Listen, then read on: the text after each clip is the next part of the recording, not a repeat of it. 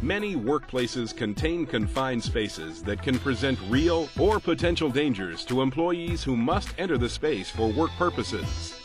This program will assist employers and employees in understanding the requirements for practices and procedures to protect employees in general industry from the hazards of entry into permit-required confined spaces.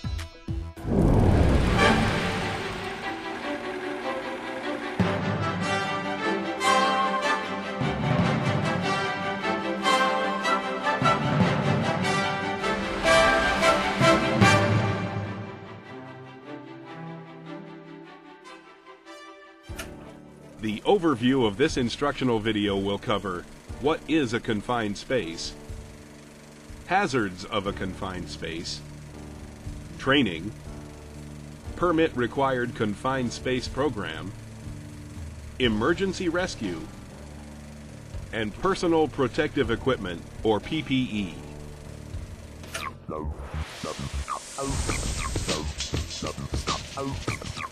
OSHA's Standard 1910.146 Permit-Required Confined Spaces defines a confined space as an area large enough and so configured that an employee can bodily enter and perform assigned work, has limited or restricted means for entry or exit, and is not designed for continuous employee occupancy.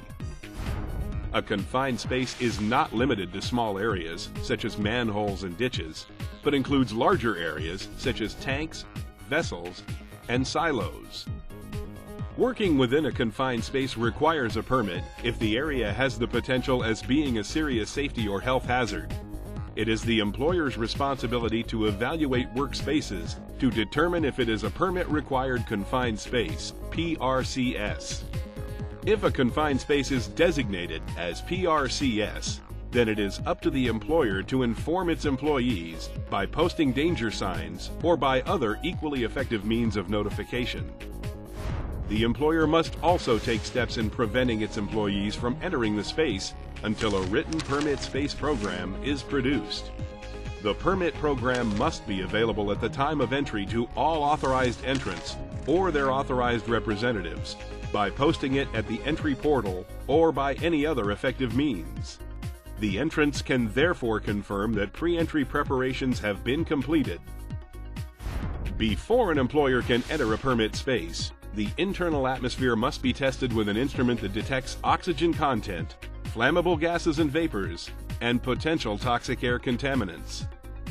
Employers are also required to define hazards in permit spaces, have confined space entry protocol and a written permit program, train and equip employees to complete tasks in particular permit spaces, only allow authorized entrants into the permit space, and appoint employees, attendants, to monitor permit spaces and enforce entry rules. An attendant is an individual stationed outside one or more permit spaces, whose job it is to monitor authorized entrants, as well as perform all attendant duties assigned in the employer's permit space program.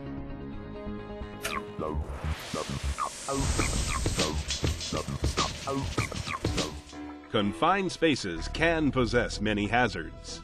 Permit-required confined space means a confined space has one or more of the following characteristics: hazardous atmosphere, engulfing potential, trapping or asphyxiation configuration, other recognized serious safety hazards.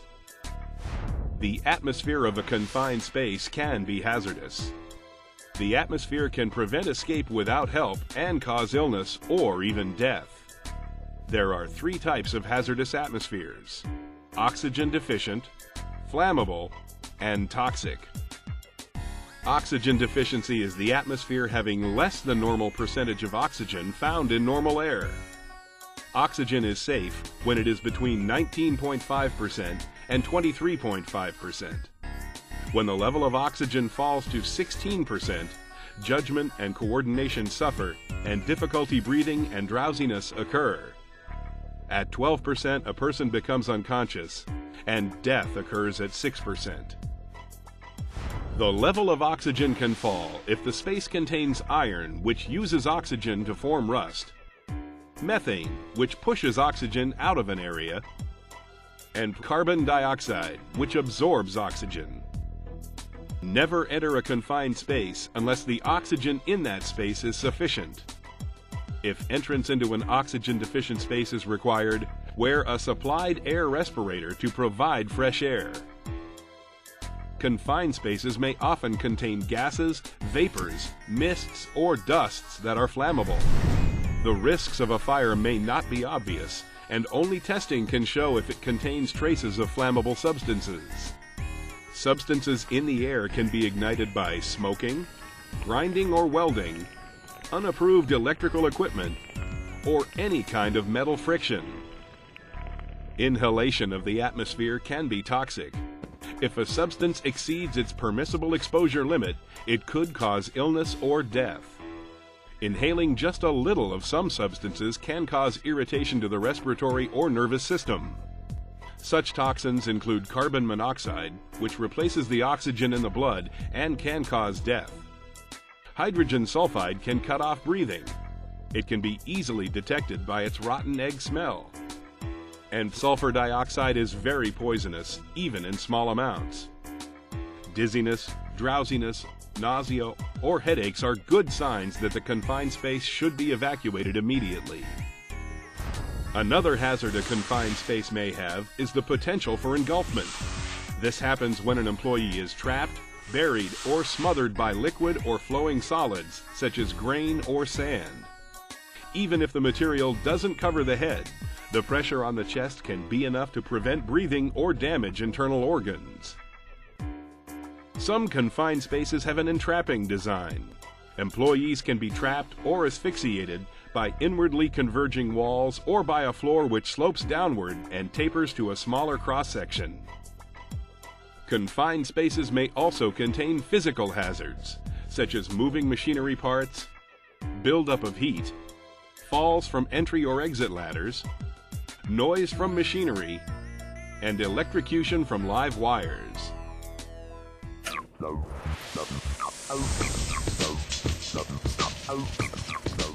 Employee training is a very important part of safety in confined spaces. It is up to each employer to maintain a safe working environment. Each employer's permit-required confined space safety program must ensure that all authorized entrants know the hazards of the confined space they are about to enter, use proper equipment, communicate with the attendant as necessary, and alert them whenever a potential dangerous situation or prohibited condition arises, and exit from the permit space as quickly as possible when required. OSHA requires employers to provide training before assigning duties to employees pertaining to permit spaces, before changing employees' duties, when the procedures change for the permit space, or when it is evident that an employee needs additional training. Authorized entrants, attendants, and entry supervisors should fully understand the signs, symptoms, and the resulting dangers of hazards in the confined space, procedures for entry into permit spaces, how to communicate with each other during occupancy of permit space, as well as rescue procedures, and how to be safe in a confined space.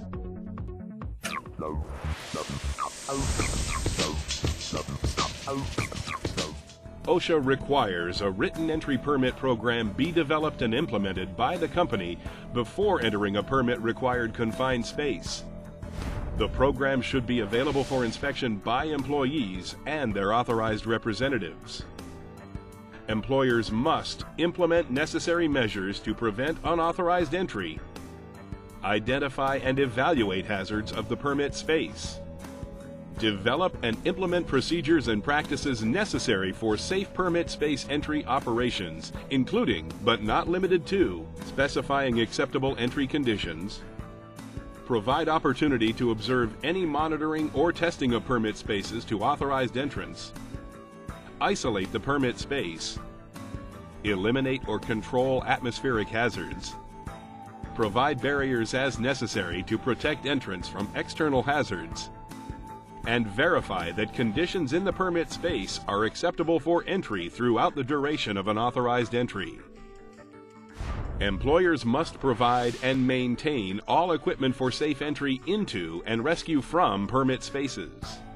All employees must be trained in the proper use of all the following equipment: testing and monitoring equipment needed to comply with the OSHA standard, ventilating equipment to obtain acceptable entry conditions, communications equipment, PPE, lighting equipment to see well enough to work safely and to exit the space quickly in the event of an emergency, equipment needed to enter and exit space, rescue and emergency equipment, and any other equipment needed for safe entry into and rescue from permit spaces. Additionally, employers should test the conditions in the permit space to determine if acceptable entry conditions exist before entry is authorized to begin. Test or monitor the permit space as necessary to determine if acceptable entry conditions are being maintained during the course of operations. When testing for atmospheric hazards, test first for oxygen, then combustible gases and vapors, followed by toxic gases and vapors. Employers must provide authorized entrant the opportunity to observe the pre-entry and subsequent testing or monitoring of permit spaces. Employers must also reevaluate the permit space in presence of any authorized entrant who requests reevaluation. This is done because the entrant has reason to believe that the evaluation of that space may not have been adequate. Employers should immediately provide each authorized entrant with the results of any testing conducted in accordance to the OSHA standard. Employers need to provide at least one attendant outside the permit space into which entry is authorized for the duration of the entry operations. If attendant is monitoring more than one space, employers must include in the permit the means and procedures to enable the attendant to respond to an emergency affecting one or more of the monitored spaces. The company needs to designate persons who have active roles in entry operations. The duties for each of these employees must be identified and training must be provided. They must also develop and implement procedures for summoning rescue and emergency services. The employer must develop and implement systems for the preparation, issuance, and use and cancellation of entry permits. Review entry operations when the employer has reason to believe that the measures taken under the permit space program may not protect employees. Revise the program to correct deficiencies found to exist before subsequent entries are authorized. And finally, permits must be kept on file and used to review the program within 1 year of the permit entry and revise the program as necessary to ensure that employees participating in entry operations are protected from permit space hazards. Employers may perform a single annual review covering all entries performed during a 12-month period. Employers must post an entry permit at the entrance of a permit-required confined space. It is important for the authorized entrant, attendant, and entry supervisor to read the permit before working in or around the space. The permit must contain the space to be entered and the purpose, permit date and length of time the permit is valid, the name of the authorized entrant, the personnel serving as attendant and entry supervisor, the hazards of the permit space, the methods used to isolate, eliminate, or control the hazards of the permit space, the acceptable entry conditions, results of initial and periodic tests performed, the rescue services that can be contacted and the means for contacting these services, the methods to maintain communication between the authorized entrant and the attendant, equipment needed to perform the tasks such as PPE, testing equipment, communication equipment, or rescue gear, any other information that is necessary for the circumstances of the confined space, and any additional permits required to perform work in the space, such as welding. Authorized entrants should know the hazards that are present in the workspace, properly use equipment, communicate with the attendant in case of exposure to a hazard, alert the attendant when any warning signs of a dangerous situation or prohibited conditions are recognized, exit from the permit space when the attendant orders an evacuation of the confined space, any warning signs of a hazard are recognized, a prohibited condition is discovered, and the evacuation alarm is activated. OSHA requires the employer to train all attendants that will be watching over a confined space. Employers should ensure attendants know the hazards of the confined space and the behavioral effects of those hazards, know how many authorized entrants are in a confined space and be able to identify each one, never leave the entrance of the confined space while authorized entrants are inside, monitor and maintain communication with the entrants about the hazards that could be presented inside and outside the space, contact rescue services as soon as they determine that the authorized entrant needs assistance with escaping, warn unauthorized persons to stay clear from the confined space, and advise authorized entrants and entry supervisor if an unauthorized person has entered the permit space. Be able to perform non-entry rescues, and do not perform any additional duties that could interfere with the primary duty to monitor and protect the authorized entrant or entrants. There must be an entry supervisor for each permit-required confined space. The entry supervisor can monitor more than one space at a time. The duties of an entry supervisor include knowing the hazards of the confined space, including the mode, symptoms, and consequences of each hazard, verifying that proper entries have been made, as well as all the proper tests have been performed, and that all procedures and equipment required are in place and ready to use, terminating the entry and canceling the permit, removing unauthorized individuals who enter or attempt to enter the restricted space, and determining that entry operations remain consistent with terms of the entry permit and that the acceptable entry conditions are maintained.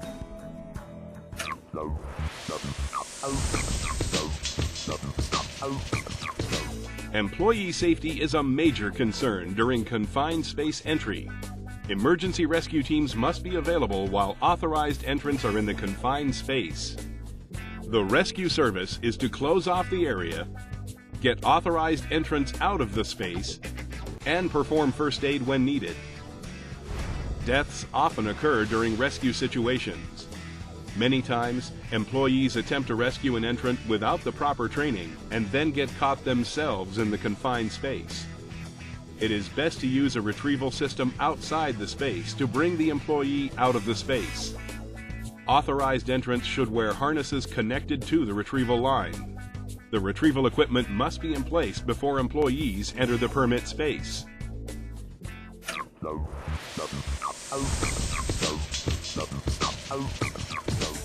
One of the most important components of PPE in a confined space is a respirator.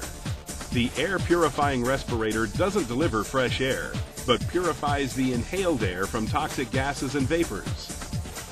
Supplied air respirators provide air in areas that may have too little oxygen for the brain to function properly. It is important to fit test each piece of PPE. If a respirator is too loose or tight, it may allow toxins to be inhaled. A good fit feels secure around the chin and doesn't pinch the nose. It shouldn't slip and should allow your head to move in all directions. Respirators need to be inspected before each use to make sure that there are no cracks, holes, signs of wear, or loose connections. Respirators should be cleaned after each use. If a respirator is not cleaned or stored properly, it may not be fit to protect the next wearer. Other forms of PPE include hard hats, safety glasses, gloves, safety shoes, and clothing that protects the torso against chemicals, fires, and other hazards.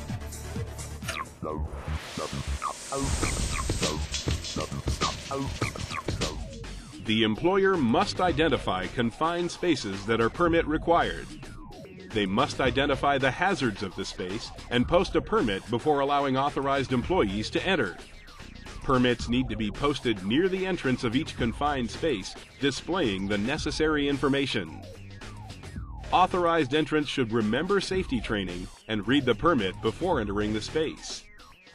use proper PPE, and be alert to potential hazards. Authorized entrants should immediately leave the space if in danger or hear an evacuation alarm. Attendants must understand the dangers in and around the confined space, as well as stay in contact with the authorized entrant and be prepared to order an evacuation and call the rescue team. The entry supervisor needs to ensure that the confined space operations conform to the permit. They should remove unauthorized personnel from the area and keep them from entering the space. Make sure each hazard is identified and controlled before entering a confined space. And emergency rescues should only be made by trained personnel or a rescue service. A proper confined space procedure can save lives and prevent injuries if procedures are followed correctly. Never take shortcuts when it comes to the safety of yourself and others.